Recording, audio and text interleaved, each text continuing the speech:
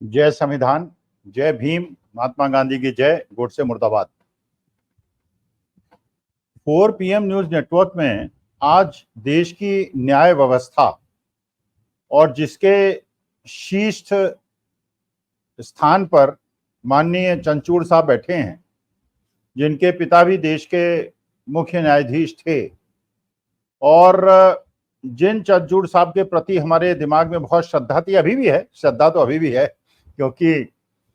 श्रद्धा रखने के अलावा हम कर क्या सकते हैं, श्रद्धा तो है।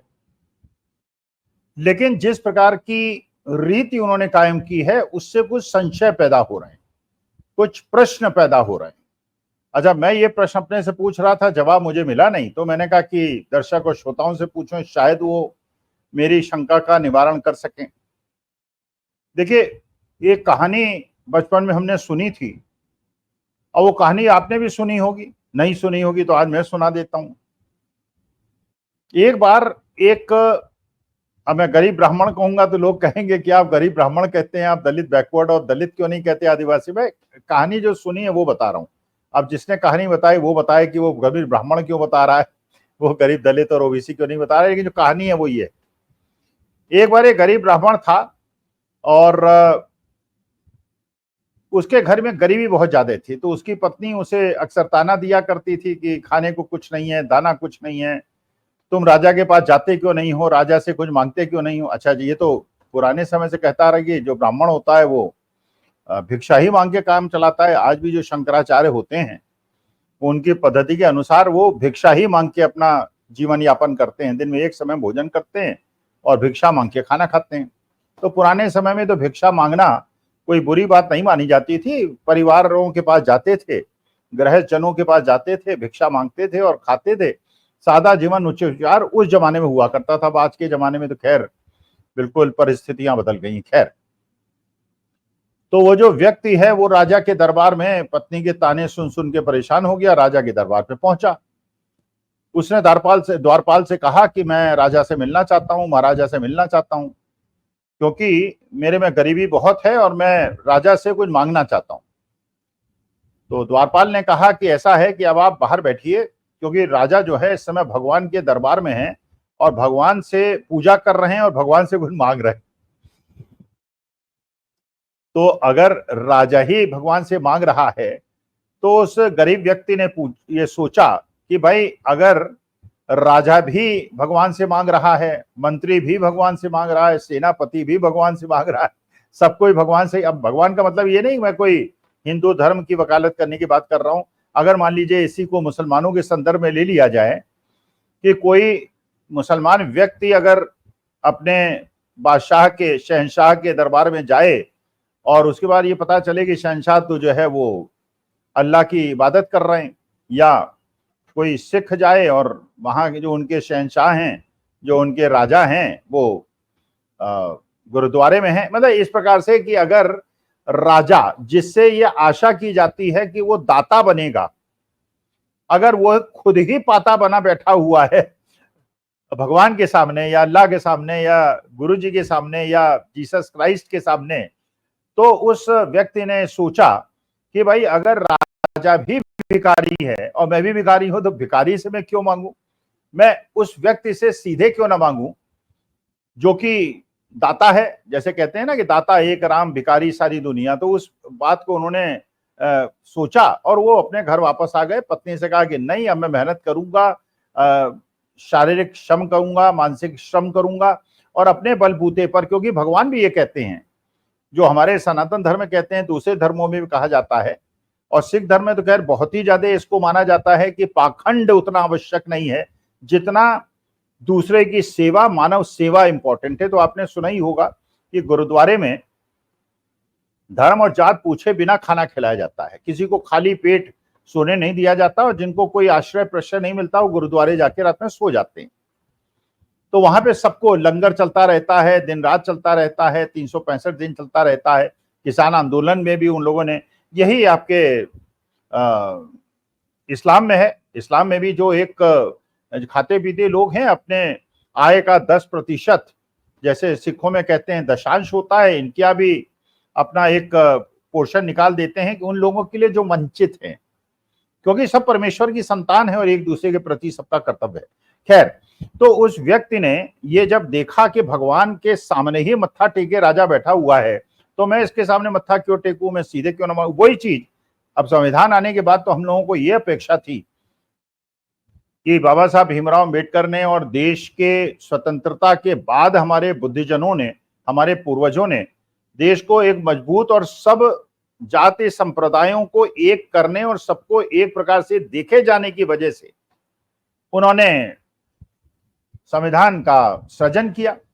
और संविधान, ऐसा संविधान भारतवर्ष का बना जो विश्व का सबसे श्रेष्ठ संविधान था है। और उसके अनुसार ये नहीं देखा जाता कि आप किस धर्म के हैं, आप किस जाति के हैं, आप किस वर्ण के हैं, आप किस वर्ग के हैं, आपके शेड कलर क्या है बॉडी का, आप पुरुष हैं कि नारी हैं, साउथ के हैं या नॉर्थ के हैं। उसमें केवल ये देखा जाता है कि जो एविडेंसेस हैं और जो प्रूफ्स हैं, सर्कमस्टेंशियल हो या डॉक्यूमेंटल प्रूफ्स, उसके हिसाब से कौन दोषी है कौन निर्दोष है। और इसकी परंपरा को कायम किया था मुंशी प्रेमचंद ने, जो पंच परमेश्वर की उन्होंने कहानी लिखी थी और जो उन्होंने किस्सा बनाया, जिन लोगों ने पढ़ा होगा वो जानते होंगे, जिन्होंने पढ़ा होगा वो कृपा करके पढ़ लें। लेकिन चंचूड़ साहब के दरबार में, जब सुप्रीम कोर्ट के दरबार में ये अर्जी लगी थी राम मंदिर वाली, और ये कहा गया था, पहले भी ये कहा गया था कि ये कोई भावना का मामला नहीं है, कोई आस्था का मामला नहीं है, ये एक लैंड डिस्प्यूट है और इसमें टाइटल देखा जाएगा, जिसका टाइटल मिलेगा उसको दे दिया जाएगा। और उत्तर प्रदेश के अंदर आप जानते ही हैं कि यूपी के जो हाई कोर्ट है उसने निर्णय लिया था सब तथ्यों को और साक्ष्यों को देखकर कि जो वो इलाका है, जो एरिया है राम जन्मभूमि का, उसको 3 भागों में बांट दिया जाए। 1/3 मुसलमानों को दे दिया जाए, 1 भाग हिंदुओं को दे दिया जाए और 1 भाग जो है वो निर्मोही अखाड़ा को दे दिया जाए। लेकिन जब सुप्रीम कोर्ट में पहुंचा तो ये चंचूड़ साहब और जो पहले गोगोई साहब थे जो चीफ जस्टिस थे, और चंचूड़ साहब भी उसी बेंच पे थे,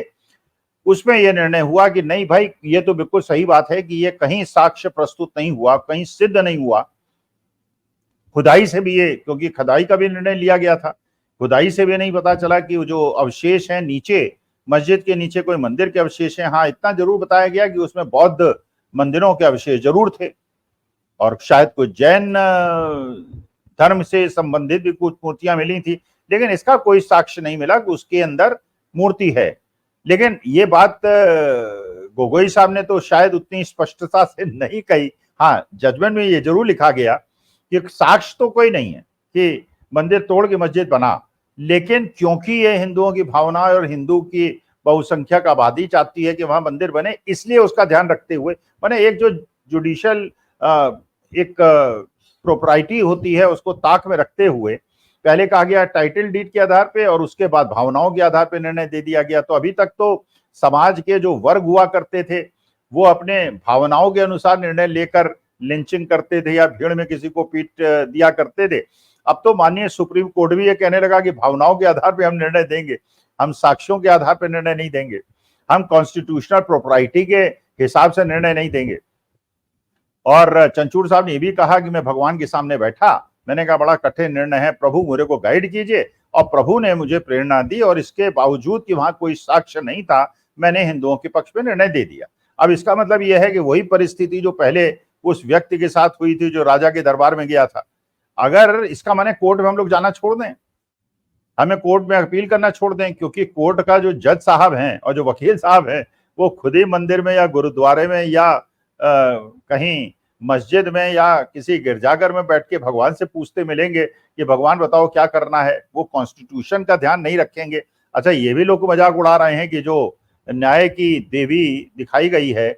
जिसके हाथ से तलवार हटा के कॉन्स्टिट्यूशन दे दिया गया है, तो कुछ लोग ये भी पूछ रहे हैं, सोशल मीडिया में बड़ा प्रचारित हो रहा है कि भैया वो सही में देख लो संविधान पुस्तिका है कि मनुस्मृति है। क्योंकि अगर इस प्रकार से साक्ष्यों के आधार पर निर्णय नहीं होगा और भावनाओं के आधार पर, मेजॉरिटिज्म के आधार पर निर्णय होगा, तो इसका प्रतिफल तो आपको उन देशों में भी शायद देखने को मिल सकता है, अगर वो भारत से कुछ सीखने का प्रयास करें कि वो भी अपने जीसस और अपने अल्लाह के हिसाब से निर्णय देंगे। फिर आप में और जो कहते हैं कि साहब वो मुसलमान जो हैं अपनी शरीयत के हिसाब से निर्णय लेना चाहते हैं, तो उसी प्रकार का निर्णय परंपरा की क्या नींव चंचूड़ साहब ने रख दी है। अब मेरे को संशय है, मुझे तो नहीं पता कि चंचूड़ साहब जो है वो अब कॉन्स्टिट्यूशन को देख के निर्णय लेंगे अगले 1 महीने, और उसके बाद जस्टिस खन्ना जो चीफ जस्टिस बनेंगे वो कॉन्स्टिट्यूशन और संविधान को देख के निर्णय लेंगे या भगवान के मंदिर में जाके भगवान से पूछ के निर्णय लेंगे। और अगर भगवान से पूछ के निर्णय लें तो हम लोगों को अगर कोई परेशानी हो, जैसे मेरा एक इलीगल कंस्ट्रक्शन पड़ोसी ने कर रखा है उसके बारे में समस्या है, तो मैं कोर्ट में जाऊं या मंदिर में जाऊं, बजरंग बली के प्रार्थना करूं या संकट मोचन मंदिर काशी जाऊं या किस मंदिर में जाऊं जहां मेरी भगवान सुन ले। क्योंकि जब जज साहब को भी मंदिर से आदेश लेके करना है, संविधान पे आदेश नहीं लेना है, तो मैं सीधे मंदिर जाके भगवान से क्यों ना मांगू। अब भगवान देता है ठीक है, नहीं देता है नहीं ठीक है, लेकिन कोर्ट्स की भी जरूरत क्या है, इतने पेंडिंग केसेस की क्या जरूरत है। सबको जेल से छोड़ दो, भगवान से पूछो, जो भगवान कहे हो जाए। संविधान तो आपने एक प्रकार से चंचूड़ साहब खत्म करने की शुरुआत कर दी है, ऐसा मुझे लगता है। नमस्कार, धन्यवाद और प्रणाम।